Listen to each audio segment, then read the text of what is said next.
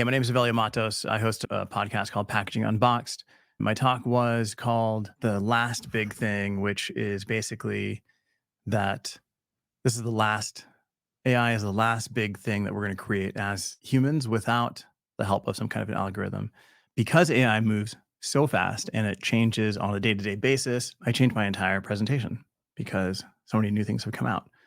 But I think a big part of this is how the majority of people that are seeing things shared on LinkedIn, shared on YouTube, shared on Instagram, like everywhere that you're seeing people creating things with AI, you're seeing some really amazing looking stuff. And the easy part here is that you feel like you're not doing enough, like you're not keeping up. I know that I feel that way. So for that reason, I went ahead and recorded this video. If you can put up this video, because I thought it made it a little bit easier than to go through. Well, good to see you. Let's get started. If you haven't heard already, there's people freaking out about OpenAI's latest text to video. And before that, people were freaking out about Runway. And before that, they were freaking out about 11 Labs.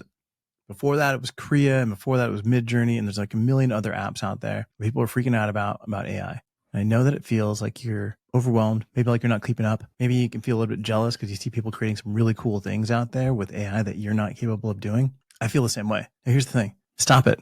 Who cares? It's not a race. 90% of the shit that's out there that people are using AI to create is useless. It's just fluff. Now, I've seen a few examples of packaging that's been designed with AI because I'm focused on packaging. And this stuff has actually hit the shelves and people are promoting it on LinkedIn saying, look at my cool packaging that I made with AI. And it's like a bunch of ugly stand-up pouches and cans and random things that don't really tell a story. Yes, they may have been really, really fast to create, but it's not a race. Packaging and branding and product development is not about speed. It's about quality. It's about story. It's about connection. These are some of the things that are missing in AI right now because everybody's so enamored with the glossy images that it can generate. I mean, it's pretty damn cool. It can generate stuff that I can't create any other way. So it is kind of cool, but it's still pretty useless. Today, without a good story, a good concept, a strong strategy, storytelling, AI is not going to build you a brand, a product that's going to outsell anybody else. It's not going to take you from being a freelance artist to owning an 8-figure agency in a year. I know it all feels like this because people are talking about it, but it's not quite there. So instead of showing you all the crazy things that AI can do, I'm going to tone it down. I'm going to show you what AI is capable of doing when you're using it as a tool and you're creating with it, not letting it create for you. It's not in charge. You're in charge. So I'm going to show you how to be in charge. I'm the boss. We're going to do this by building something, a strong concept, the normal way, by asking questions, by exploring, concepting, creating. It's a collaborator. I kind of think of it as a second subconscious. It takes my ideas, bounces them around while I'm working on something else. I can throw an idea out at it. It can come back with something. I'll keep working on whatever it is that I'm doing, and these ideas just keep flowing. So it allows me to think a little bit faster. But I'm going to show you how you can get AI to create your next project. So what we're doing today is we're going to create a product and packaging from scratch using AI to get us to the concept stage, to get the base in place. And then as designers, we can go back in and fine tune and actually create and illustrate and do all these other things. We're not going to let it do everything for us. So I reached into my fridge. I had salsa. I hated the packaging. I don't even know how I got it in my fridge because it's so ugly and it wasn't even that great. But salsa comes in a jar. You've seen salsa. You probably have salsa in your fridge. If you don't, you've at least seen somebody eating salsa. I don't know why you wouldn't have salsa in your fridge. We need more salsa. Where's the salsa? No salsa. But let's take that concept, right, of just the regular salsa, name your brand. It's all pretty terrible, but it all comes in glass jars with a metal lid, and there's probably some kind of label on the front of it, and maybe an additional label on top, or they put like a little paper label that goes over the lid, down the glass to gives it like an authentic feel. But let's kind of create something from scratch. Let's say we've kind of done some of the strategy. All these images are created by AI, so they're completely useless. Then after you do your strategy, you're probably going to do some mood boarding. Right? This mood board was completely generated by AI. Every single image, everything there. I didn't do anything.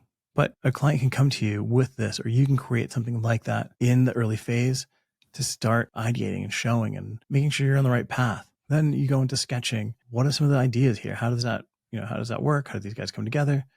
These sketches, AI. I didn't create these. These are too ugly to be mine. But that's like the whole point. Is like you can do every single step with AI. Just because you can doesn't mean that you should. So let's start at the very, very beginning. Through that door walked in a client, and they've got a salsa. They're coming from Monterrey, Mexico, and they want to create a packaging design for the salsa that they make that's completely different from anything else that's on the market. So we go through our strategy, concept, mood board, concept sketches. We do all that stuff. But during those phases, what we're actually doing is we're pulling back the layers and kind of figuring out what speaks to the consumer. Who's the consumer? How's it made? What's the story that it's telling? But that's the part that we're going to go through right now. And we're only going to use Chat GPT to take us through this entire thing. Yes, there's a million other apps out there that you can use. And just because they're there doesn't mean you need to use them. You can keep it really, really simple. I'm going to show you how. First off, this salsa is coming from Monterrey, Mexico. I picked Monterrey. Monterrey is really cool because there's like a whole story about a Swiss designer that married a Mexican woman and moved to Monterrey. He built his agency, and then people that worked for him have gone out and built their own agencies that are all world famous. It all started with the Swiss designer that came in and kind of changed the way people did things. So that's kind of romantic. It's kind of cool. We can play on that. So first thing is I'm going to talk to ChatGPT. It's weird, but I just talked to like a person. So I go, hey, how are you going to describe the modern aesthetic of Monterey? And just let it kind of just talk to you. Let it tell you. And it gives you a bunch of stuff here. It's like the modern aesthetic Monterey, Mexico is fascinating blend of contemporary and industrial design elements, blah, blah, blah, blah, blah. Right. And it kind of contrasts it with the old tapestry, with the rich tapestry of colonial architecture. It starts kind of building the story of the city. Okay. And this is something that you're going to do when you're building a brand, when you're designing a product, when you're telling a story. You need to know the characters. You need to know the different elements to pull from. Location is one of them. And this is great. So read through that. Then talk about the colors that you're seeing in Monterey with this Swiss inspired design aesthetic that you're seeing there. It's going to give you like a list of colors. Right now, I can Google Monterey. I can go find it. That's a way to do it.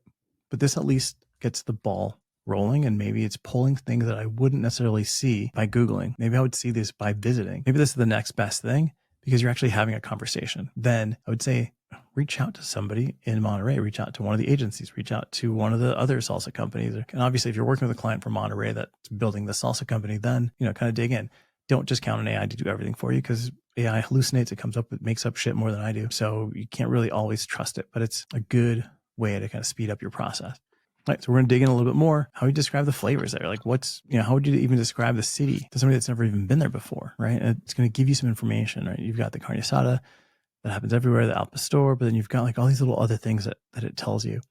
What's important here is the terminology, the words that it's using to describe these different components of the city, of the food, of the flavors, because these are the things that you're going to pull and you're going to build something from. Let's kind of pull some of that stuff back. Street taco visual, right? Because you can see that throughout all of Mexico. Let's just focus on the flavors from that area. Spices, the ingredients, maybe some of the more unorthodox flavors that you get in that region. We don't want to just do a regular salsa. This isn't paste picante or, some Taco Bell. So like we're coming up with something that is of the city. And, here it is. It's giving you a bunch of information. It's giving you the machaca meat. It's talking about the nopalitas, the cactus, all these little things that are interesting. Now, of these things, what can go into salsas? You've got the chili serrano, you got the achiote. There's a bunch of different things in here, but maybe the nopalitas is the one thing that kind of sticks out, right? Cactus, because you don't see that in a lot of salsa. But I don't even know if do people put nopalitos in salsa. So ask it. And it's going to tell you, yeah, maybe they are. They gives you a little bit of information about the flavor. It's a little bit tart. It's a little sweet. Okay. And when it gives you something new or something that's interesting, pat it on its back. The crazy thing is that ChatGPT has an ego. So tell it it's doing a good job. Say, wow, that was great information. That's super interesting. Thank you so much for that. And then kind of shift your comment, however you're going to shift it. Right. So interesting. So how would you paint a picture? And you can even see my typos in here. Doesn't matter anymore. It plows right through it. Right. So how would you paint a picture of a visitor from Paris that explains the Sierra Madre Oriental? Because I want it to paint this visual for somebody that's never been there from a completely other place on the planet that is known for food as well. One thing I will do is I'm going to go check, make sure that Sierra Madre actually runs through Monterey because I'm not familiar. It could be hallucinating and I don't want to go down the wrong path. So do yourself a favor, use Google to bounce things off of. Or like I said, call somebody, talk to someone, your clients from there, ask them. It starts explaining this area and the region to somebody that's not from there. I pull up some images. What does it look like? Where is it? Right. So one of the things that stood out to me in the Google search was the cliffs, right? These huge mountains with greenery, but then there's areas where the mountains have just slid off and there's just these sheer cliffs and there's texture, like this tactile texture in like a concrete looking face of a mountain, which ties into the modern aesthetic of the city. And in the city, you see a lot of vertical architecture, a lot of vertical lines in the architecture. So these two things start kind of tying together. The Sierras have these sheer cliffs with the vertical lines. How are you going to describe the color of those? How are you going to describe, ask it to describe something. All right. So you want it to paint a picture because that's what we're doing. We're painting pictures with words and we're having AI help us do that. We're having chat help us do that. It gave us some good information. We're going to pat it on its back. Beautiful. Great job. So condense this whole information down to maybe 5 bullet points, 1 sentence each. You tell it kind of what you want, how much information you want. Because yeah, you've read all of it, but you're not containing all of it.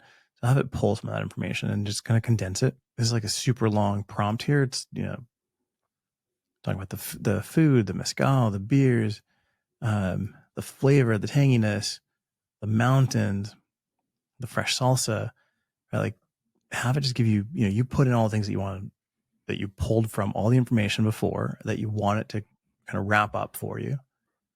And here it is. And the crazy thing is like, all right, you're probably thinking, why the hell am I watching this? Why have you not designed something with AI? The thing is that we are, right? It's there. We're just chipping away until we find what's inside, what we're actually creating. Yeah, anybody can jump on here and say, make me a jar of salsa, and it will do it. It might be pretty good, but there's no story. There's nothing there. It's just empty images. And this is the way that you would work normally, right? You're going to work with your client. You're going to sit there, you're going to talk, and you're going to ask questions. And this is maybe something to do at the very early stage. You're learning, you're doing some research here. It's just a little bit faster. And the fact that it's faster does speed things up in the process. Now, when you go back to your client, you'll have maybe some images, you'll have a mood board, you'll have some of these different things. But more important than anything else is you're going to have the framework of a story. And yeah, we're going to show you how to create some packaging. But the visuals are like the least important part of this. The most important part is being able to create a story, being able to create like the visual picture through words of what we're talking about, right? And that's what's important here. We want to use the tools for what they're for. Midjourney makes pretty pictures of random shit, right? You can use it for marketing. You can use it for like billboards. You can use it for backgrounds. There's a lot of different ways to use it, but packaging isn't it. Not yet, not today. But this is, again, chipping away at that story. You're building something together. So, all right. So like, what if we want to, getting back to the salsa, right? So getting back to the salsa, like what if we want to envision this city, but in the form of a container, right? In the form of a jar, what kind of words are we going to use? So it tells us, right? Maybe some innovative materials, right? Because there's some really modern architecture. So what are those? Maybe steel, maybe copper. There's some cultural motifs in here. We want to make sure that we're being sensitive to the area as well. I talked about some interactive elements. Maybe that's a little bit too far ahead for what we're doing. We're just doing salsa. We're not looking at building a Tron motorcycle. All right, salsa is always packed in a glass container, blah, blah, blah, blah, blah, right? We want to avoid the stereotypical images of Mexico, right? The cliches. What does that look like? What kind of imagery would we be pulling from? I haven't built anything yet, but I can start to see this. I can start to visualize it in my head of like what would make sense. I'm going back to the sheer cliffs. I'm going back to the materials. Maybe the jar has like a steel lid, like a pitted steel lid. We've got some really sharp facets on a glass bottle, right? Like all these little things start to play a role in what we're going to create. And we haven't created shit yet. And that's what's cool about this is you're just having a conversation. You're pumping the brakes to just get to know the project. And that's what AI is there to help you do. It's a tool. It's there to help you, not just create random shit. You're just going to waste your time, your client's time, and a lot of money developing some ugly packaging when you could really be creating a beautiful story, right? So at this point, maybe I want to start looking at visuals. Maybe I want to start seeing what this looks like. And this is a lot faster, right? This would be maybe a day's worth of conversations that just happens throughout the day while I go and explore things. Maybe I go to a grocery store, maybe go try some flavors, maybe I meet with the brand, taste, have a tasting. Like all these different things are part of the process. We're expecting to type in some words and get the packaging be done and move on and bill, 100 grand and get 30 of those a week. But that's not life. That's not the way it works, right? We've got to create a story, a compelling narrative, a reason for people to believe, a reason for people to pick up the jar, a reason for people to buy the product and keep coming back. AI is not going to do that, right? So what if we ask it, what does this thing look like? We tie in the Sierra Madre. We talk about the cliffs. We talk about the modern aesthetic of the city, some of the flavors. And then I just ask it to put it together. Everything you've known, everything you've given me, all the prompts, everything you've responded to, what's that look like in a jar? And it generates it. And I got to be honest with you. I love this first concept. Yes, there's a mountain inside with these sheer cliffs that actually look like the real cliffs. But that's not what I care about, right? I'm not looking to make a diorama here. I'm looking to make a salsa jar, but this jar doesn't look like anything out there in the salsa space. Right? This feels like a good first step, right? My sketches would never get to this point this far in, right? Even though in my mind, I felt like these facets, I felt that texture. I wanted to grab it and feel that those ridges that are happening on the cliffs, those ridges that are happening on the buildings. I wanted to feel that. I wanted to have that be a part of it. I love the sharp angle on the jar lid and the angles on the base and the top of the jar, right? These are all really cool elements. When you grab that in your hand, that's going to feel wonderful. Is that the final? No. But you can always click on the little I button up there and it'll tell you what the prompt was. You could take that and send it to Midjourney and get your, see what it comes back with. There's really no point to do that. Just stay in here, keep exploring, keep building. This is just water. Asking more questions. We talk about the colors, the accents. What's that? What's that start to look like? And everything that it gives you is not going to be great. But let's see what we got. We get this jar with like some crazy lid, which is a cool image. Don't get me wrong. It's pretty neat. It still has the facets happening, but this is useless other than the colors. It threw in those colors down the sides. I love those yellows. I love those pinks. This is kind of telling that story. There's some wood in there and there's some metallics. Those colors do tell a good story. The packaging is horrible, but it's a good start, right? Like these are the things that we can start doing. These are the things that we can start building, packaging and branding and messaging from, right? So now I want to maybe do something a little bit different, right? I want to keep the steel lid. I want to keep the still, the angled, the facets. I want to keep all those little terms in there. And it gives me some garbage. All right. But I still have all the information. I still have my own ideas. I can still build from what I've learned. I can still build from the conversations that we've had. Just because it gives me a bad response doesn't mean that this is something that, oh my God, I got to start from scratch. Just keep talking to it. Okay. Maybe what you gave me was terrible, but just show me some colors. What's a color palette that's inspired by the ingredients, by the city, by the story? And it puts these together. I'm seeing, potentially like a gold, silver, the yellow, the pink, the green. These are nice. They're not great. I prefer the other ones, to be honest, but I like that bright green that's happening there. So maybe I'm pulling that in. Because at the end of the day, what I'm going to do is I'm not going to show my customer the images from AI, right? I'm pulling all of this stuff. This is research. I'm going to pick the colors. I'm going to design the jar. I'm going to pull the best elements out of these things and my own elements, maybe something that, I develop on my own completely tomorrow. I don't know. But again, this is just part of the process. We're doing this super fast and we're moving really quickly through this. But this is kind of the way that it works, right? Don't be super afraid. I wanted to see what these colors were. So, you can get some of the code. I ask it to generate an image of the label and it gives me this, right? It feels kind of authentic. We talk about the nopales, getting these illustrations with like the onions and the peppers. And it feels pretty good. And I'm getting the front label and the back label, maybe a side label, barcode. Looks pretty good. Not amazing, but I do like it. But I think I like it because it's such a complete design from everything that I've been working hard at in terms of typing, and a machine just spit out something that hits a lot of the points. But is it good design? Not really. Not at all. But it's cool. It's a cool parlor trick. But there are things that I can pull from here. I do like this curve on the text and the ribbon.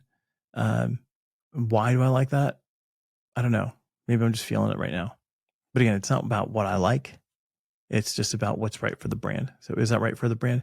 Maybe not. Maybe it's just the curve that's happening there, because that with those faceted lines, maybe those two are going to give you enough contrast of like the soft and the hard edge. Maybe we'll have to play around with it. I do kind of like the fonts that are on here. Some of the fonts, we've got some compressed type, we've got some expanded type, we've got some type on curves, we've got some little seals. Those are kind of nice. So there's little things here and there. The illustrations, you know, interesting. I don't know that it's necessarily on brand for what we're building, but it's cool. It's a start, right? So you can ask it and, you know, maybe bump back the saturation. And in your mind, you're like, all right, it'll dull things down, but it comes back with some goofy Popeye looking label that sucks. Right? It's never going to be what you want. Then it comes back with this. This is pretty cool. It's a little bit different. It looks like it's got a bunch of pickles on it, but it's green. That's black lid. It's kind of different from what we were looking at, but the colors are nice, right? You have to pick and choose like the best parts and scrap the worst parts. But I do like these colors. I do like this bright white with the green. That does feel modern. That red really stands off of that green. It's taken us away from the pinks and the golds and some of that stuff. But again, this isn't what we're using. This is just spending time on Pinterest, essentially, right? We're just looking at what things can be that communicate this. It's giving me a jar. It's not good, but that's what you want to keep doing. What designers need to know is that AI is not replacing you. AI is a way to think out loud, see in words, create images, but not replace you at all. It's not going to replace a great idea. The fact that we were able to tie in the flavors, the colors, the architecture, the story. This is the makings of a brand. This is the makings of a product that can be on shelf and can compete and can connect with a consumer, right? It's not perfect. It's not ready to go. We did a lot of work in just that short amount of time, and it's something that you can do. It seems like we did a whole lot of typing and not a whole lot of designing, but the truth is that in the design, in the development of an idea, there's a lot of conversation, whether it's conversation between yourself and Google, you and the sketchpad, you and a collaborator. There's a lot of conversations. You're not just having a customer walk in and then you design something. You've got to learn about it. You've got to learn how to build a story. This is a great tool to do that. This is going to make you move a lot faster by doing that, because as you're reading the information, you're learning new things. You're picking up new little bits and pieces. Then you're going back and digging further, maybe taking these different roads. And it allows you to, pick path A, and maybe you find that you don't like where you were. You can always go back to that point. You can edit your response and then take path B. You can find out about the yellows. If we don't like that, we can go back to where we developed the yellow conversation and then go and take it to the pink conversation. It's super easy, but it allows you to have multiple conversations to dig up the information about the product, the brand, the packaging, the story, all the things that are going to make a difference in the final design. You get some good concepts here. These are things that I would potentially show to a client as a sketch. Take these ideas, now start sketching them out and actually build something cool as a sketch that I could show. But then if you really want to do something quick, if you're looking for the parlor trick, if you want to do that, it's super easy. Same thing. Let's say Taco Bell was going to release a new salsa in a jar. Let's make it crazy. It's going to be purple. It's going to have black. Imagine the flavors of that were spicy and extra salt and lemon. It's going to give you some information, right? Okay, well, this is kind of what the customers want. And you can look through that information, or you can just skip to it and say, hey, man, make me an image. I love it. Show me the packaging design for this. Takes a second. That jar, that label, even can spell the name right, even has the logo twice. It has some like, filigree embossed. You got a purple label coming down to give it that authentic feel. Done. Seconds. But is that good? No. It's just amazing that it developed it so quickly, but it's not good. There's nothing there. There's no story. So don't waste your time doing that stuff. It's fun. You can spend hours doing that, but spend the time to actually build and craft a story. That's what AI is for. That's why I'm not showing you Midjourney. That's why I'm not showing you Runway, because who gives a shit about that? You want to use something that's actually useful today for you as a freelancer, as an agency, as a brand, as an entrepreneur. You can really find something out about the product that you're building and build a really beautiful story from it. Let's do one more example. We're going to go through and just build an entire packaging design for a salsa brand, super quick, but let's call it Taco Hell instead of Taco Bell. And instantly you get, what seems like a pretty good first round. It's got like a skull, and then let's build a mood board from it. It reverse engineers a mood board, shows you a bunch of skulls, similar illustration style, definitely the colors. Is it good? No, but we're doing the parlor trick, right? Parlor tricks aren't necessarily known for quality. What if we bring in like Patron? Okay, maybe that's a little weird, but could be cool. Maybe it's a collab between Taco Hell and Patron. And if we keep asking it to redesign the jar, asking it to add something here, add something there, maybe do a little bit of a shadow, create, add maybe different ingredients, different styles, it'll do that. These images are 100% amazing. They are mind-blowing quality images of bad design. But it can do that in seconds. And that's what I think we get amazed by. And it's not that great. This one I do like. I had it just regenerate with real ingredients. But this one I do like this. But I don't like it as like a standalone label. If we look closely at it, the vegetables make up this skull. It is pretty cool. The onion, the skull, the teeth. I can envision those teeth being replaced by corn kernels. With this salsa had corn in it. There's like a lot of different things that you can do with this. But again, is it a good design? No. Would I have come up with a concept like this if this was the right solution for that particular brand? Probably a lot better, right? But the fact that it's able to generate it in seconds from words that I type is amazing. We get amazed, but don't let it impress you. It's easy to be impressed by the quality of the images that are coming out, but don't forget, it's not about the quality of the image, it's about the quality of the idea. So stop being impressed. Stop feeling inadequate. Stop feeling like you need to keep up with every single thing out there with AI, because you don't. One tool, and be a better designer. That's all you got to do. If you've got any questions, reach out to me on LinkedIn, Evelio Matos. Find me. I'm on there all the time using all sorts of AI. I have a lot of different people that I'm talking to and collaborating with on AI projects. So always learning. And that's the one thing I can tell you is you're never going to know everything. You're always going to feel left behind in one area or another. So just focus on the one that matters to you. And this is the one that makes the biggest difference. Evelio, Hey, how's it going? fascinating presentation. I mean, I love you walking through folks talking about it. So we have a question here from James Butcher in the UK. Great presentation and demonstration given Gen A and Chat GPT are trawling the internet right now to feed the model. Answered, how do you know you're not going to essentially copy something out there? That's that whole copyright. Are you stealing from people question? No, it's a great question. And a part of that is the reason that we kind of work through it this way, where we're really building the story and the images that it's presenting, the concepts that it's developing are just concepts. And then as a designer, you take those ideas and then you make it your own, right? We're not asking it to create as a solution. We're just using it to create ideas from what we're typing in.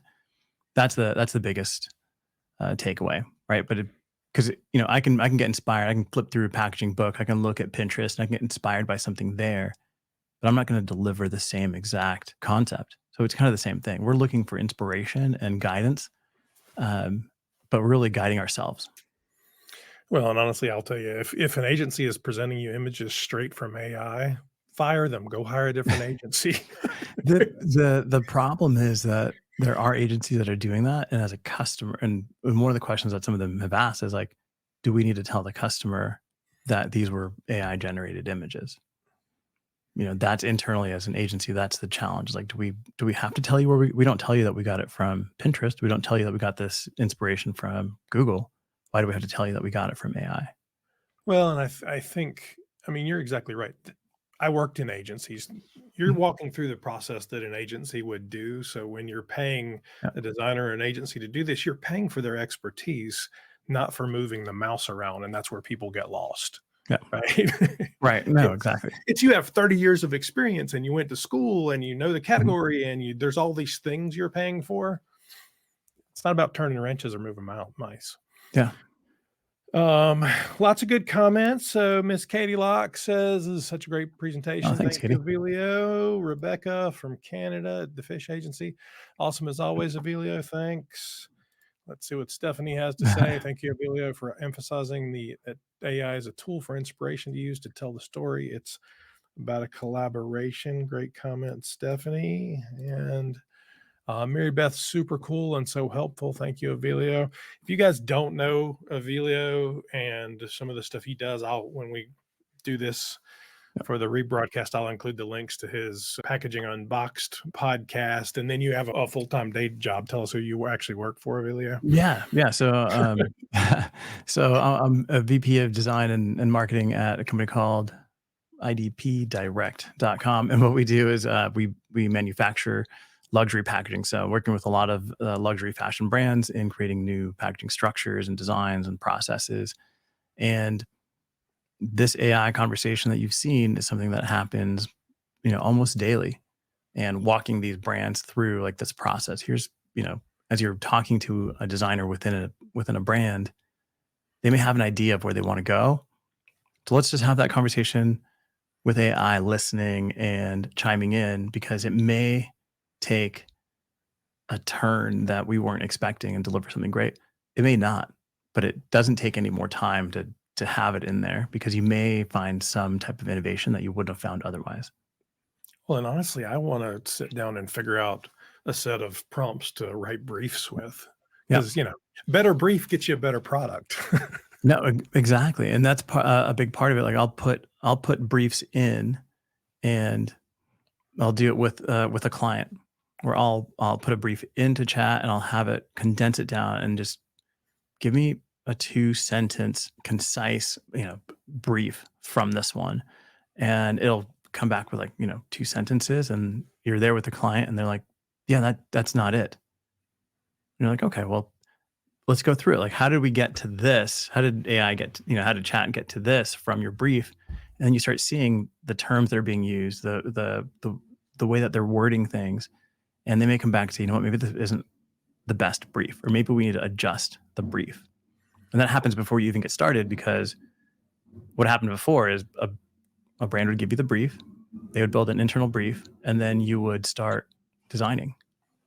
And there's not, I can't synthesize all that into like one thing. I probably could, but I'm going to put my own biases into that. If I can have something come back and say, XYZ, and the brand's like, whoa, that's a little bit off, or this part of it's correct, it helps you be a better designer. Well, and if you're a brand manager sitting at Kroger or Target or wherever, Mhm. there's probably a process that I could work through and figure out the right prompts to just help me write my briefs Yeah, no, for before they sure. get to the designer. Yeah, absolutely. And I see Jason, here's asking if I use AI to clip images and create backgrounds. Um, I do. So what I do is I'll use Photoshop's generative AI. And for example, if I had this image of you, Chris, where your shoulders kind of cut off by the camera, I would select that area, and then it would just build a new shoulder in a second. No, I do it And all the time for thumbnails for YouTube. It's exact. people send you a picture that's this much Yeah, and you can make it bigger and it'll just generate the rest of you. yeah, and it gives you options, and some will look better than Yeah. others. But yeah, I mean, that's using AI. That's where I use it. I won't create anything that I'll actually use for print or production. It's just quick. But I'll tell you, for thumbnails, clipping out people, magic. It It is. is a million percent, and even Even in wispy print. hair is like, Yeah, even in print. So where I would use it for print is, let's say, I've got a die line that's this big, and I need a 1/4 inch bleed around the image, and the team didn't give you a 1/4 inch bleed. They just gave you art right to the edge. Well, I can mhm, select the outside edge of that, add, a 1/2 inch to all the way around, and it'll build out that bleed without having to stretch the image. um, And there's like all these little areas where you can use it. perfect. So one more question from Arnell, also a Mhm. Canadian. Love this presentation. It's not about speed or random images. It's about quality and storytelling. Thanks for the demo. Yeah, absolutely. I would say, Chris, when you do link out to the YouTube, there is an interview on Packaging Unboxed that I did that I think is probably the most interesting one that I've done last year, which was I interviewed AI. Right, so there's an AI that I use. It's called Pi, and it's on my phone. And basically, I can call it, and I can have a conversation with it. And every once in a while, it'll send me a message on its own and say, "Hey, I haven't heard from you in a while. How are you doing? She's Are you jealous. good?" It's crazy, but it's cool. But yeah, I interviewed it, and I went through, how's it gonna, how is it better as a designer? How's it better than human designers? What are the areas that we as designers aren't looking at? Where could brands start using it? And it starts answering, and the answers are crazy, and it has a little bit of an attitude, um, and it's nuts. I mean, it makes jokes that make sense, and it's like it's seriously like having a real person on there. I had some people from Pepsi reach out, and they're like, "How are you doing this? Did you type this out?" And I'm like, no, and I kind of walk them through it too, and they're like, "Wow, how can we build something similar? How can we use something like this internally?" Because they're just so cool.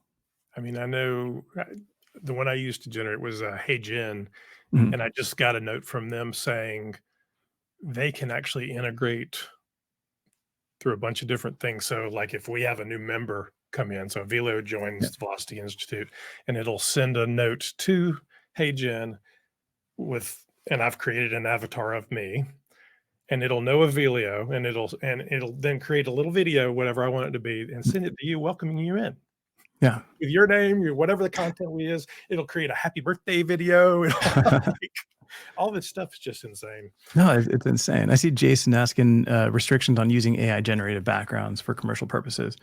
Um, there's no set laws at this point if you're using like Midjourney, but if you can use Adobe products to generate backgrounds, and those are available for commercial license because they haven't built those with protected artwork, and that's don't I'm not a lawyer, so you got to get your own lawyer, but I would say check out the Adobe's terms and conditions in there. I think it tells you that it's for commercial use. I'm pretty sure that it does. Well, and I think Terry's going to talk a little bit about that in a little while too. He's the Oh yeah, Terry's awesome. He uses some really cool stuff for his backgrounds.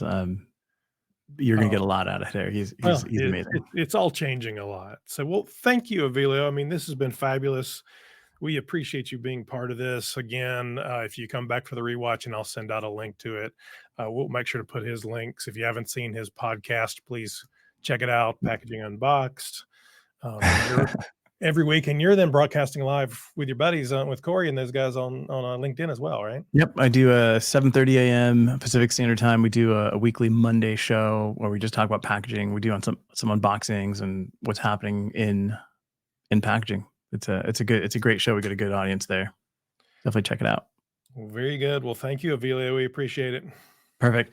Christopher, thank you so much for having me on here.